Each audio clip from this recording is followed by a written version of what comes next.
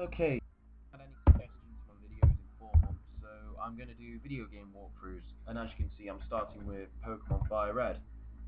I've managed to find a Game Boy Advance um, game player on my PC, so I downloaded it and I'm playing games. Oh, by the way, the reason these screens are going on for a while is because I was trying to figure out the controls. Yeah, while the controls are here, those are good for the Game Boy Advance, but if you're playing on the PC like me, Z is A, X is B, and Enter is to open your bag. No, it isn't. Enter's to pause, and you can access your bag from the pause menu. Anyway, Professor Oak starts talking to you. He briefs you on the world of Pokemon and who he is, actually. The professors do this in every game, and they always send out a Pokemon. Not one of the best, but it's not normally the worst. Anyway, this is the bit where you get to design yourself, with lots of limitations. Anyway, I was picking my gender. Hardest choice, but I think I'm going to go for a boy. Yeah, my name is Corey. C-O-R-E-Y. Corey.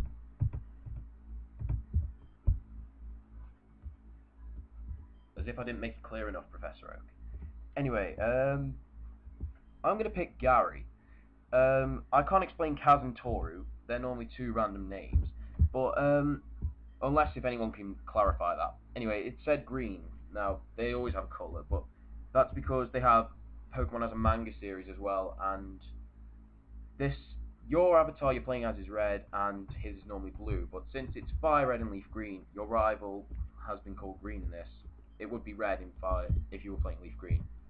Anyway, I'm withdrawing a potion from my PC. I'm not going to miss that. If you do miss that, it will be a bit harder training, because you're going to have to go back and heal every now and then. Yep. Talking to my mum, getting some visual audio. Yeah, basically I'm going to follow it like a role-playing... Okay, Pokemon's a role-playing game, but I'm going to follow it as if I were actually that person, and as if I actually didn't know what was going on, just for the sake of the argument, and for the people who haven't played Pokemon before. It's very unlikely that we will get anyone who hasn't played Pokemon before watching this, but if you haven't played Pokemon before, great. You picked a great game to start with. Yeah. Okay, so this would have happened if you're experienced. You'd just walk into the wild grass. You don't need to talk to everyone. All of that was, you have to control that, but basically you'll forcefully follow the professor. Basically, you can't change control. And I apologise for this, but I was trying to find a better visual quality, because the way I saw it, I saw tons and tons of pixels, and it was starting to get on my nerves.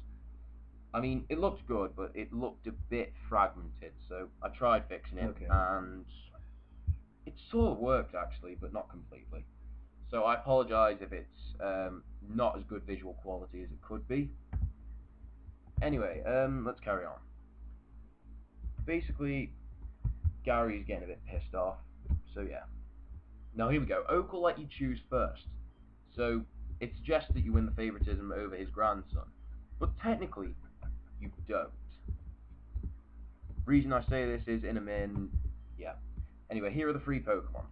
Bulbasaur is the grass type, and the easiest difficulty of the game. I'll explain about that in a min.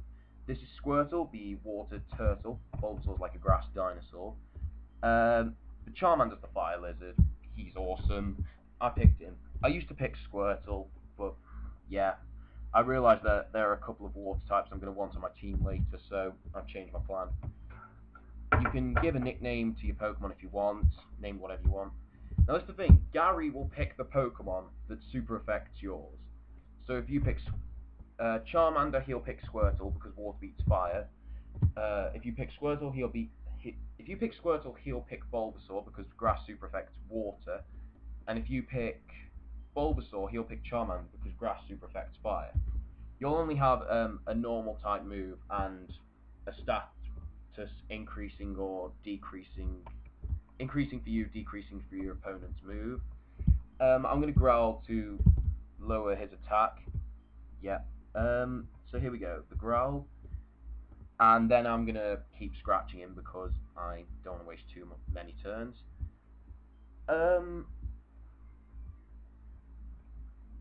was saying about difficulty earlier. Because the first two, there are many gym types which all sort of cancel each other out later.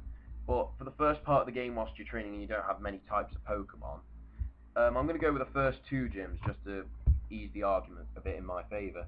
The first two gyms are Rock and Water respectively. If you pick Grass or Bulbasaur, you get a move that super affects Rock types and a move that super affects Water types as well.